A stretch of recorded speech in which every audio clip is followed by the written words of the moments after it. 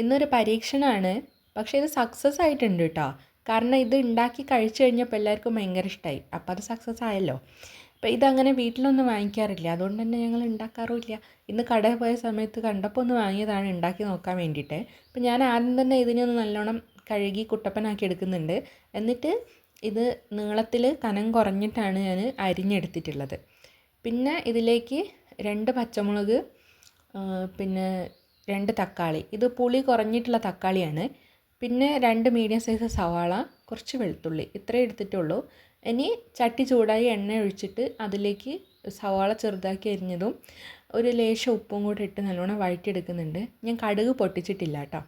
പിന്നെ ഇതിലേക്ക് പച്ചമുളക് അരിഞ്ഞതും വെളുത്തുള്ളി അരിഞ്ഞതും തക്കാളി അരിഞ്ഞതും ഞാൻ ചേർത്ത് കൊടുത്തിട്ടുണ്ട്.